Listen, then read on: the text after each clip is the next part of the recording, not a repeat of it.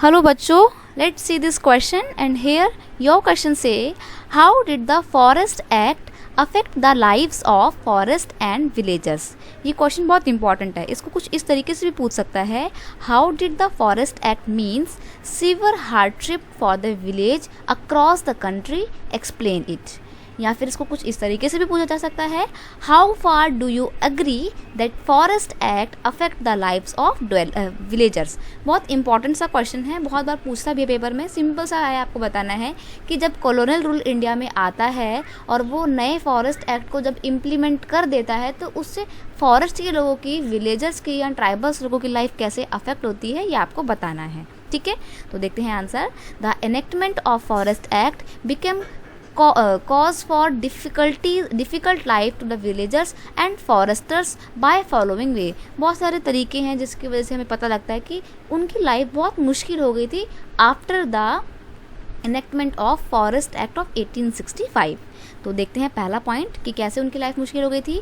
Now there daily practices like cutting woods for fuel, grazing their cattles, collecting fruits and roots, hunting and fishing became illegal. जैसे ही new forest law implement होते हैं, जो villagers होते हैं, जो जंगलों को अपना एक घर माना करते थे, उनको उन जंगलों से बाहर निकाल दिया जाता है और उनकी जो डेली कस्टमरी प्रैक्टिसेस होती हैं, जैसे कि अपने घर का चूल्हा जलाने के लिए लकड़ियाँ इकट्ठा करना, अपने जानवरों को चराना, या फिर जंगलों से रूट्स वगैरह, फ्रूट्स या वेजिटेबल्स कलेक्ट करना, जानवरों का शिकार करना, जंगलों में जाके फिशिंग करना, ये सब कुछ अब इलीगल हो जाता है।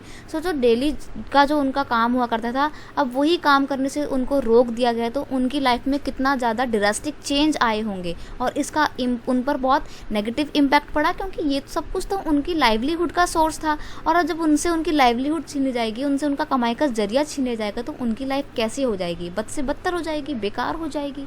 ठीक है, एक पॉइंट ये है, people were forced to steal food from the forest and if they were caught they were at the mercy of forest guard who would take bribe from them।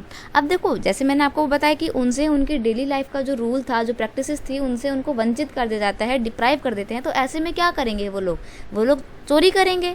अब अगर मैं आपसे बोलूँ ऐसे कि आप सांस लेना बंद कर दो, 2 मिनट के लिए सांस नहीं लोगे, लेकिन फिर बाद में तो लोगे ना, क्योंकि वही डेली का आपकी लाइफ है वो एक तरीके से। अब इनकी लाइफ क्या थी? इनकी लाइफ फॉरेस्ट से जुड़ी हुई थी। अब जब फॉरेस्ट में इनको जाने पर रोक लगा दी तो ये लोग क्या करेंगे? चोरी छुपे जाएंगे। अब चोरी छुपे जाते थे, पकड़ ले जाते थे, तो जो फॉरेस्ट के गार्ड होते थे वो इनको मारते पीटते थे। अब ये उनकी दया पर निर्भर हो गए थे कि भाई हमें छोड़ दो।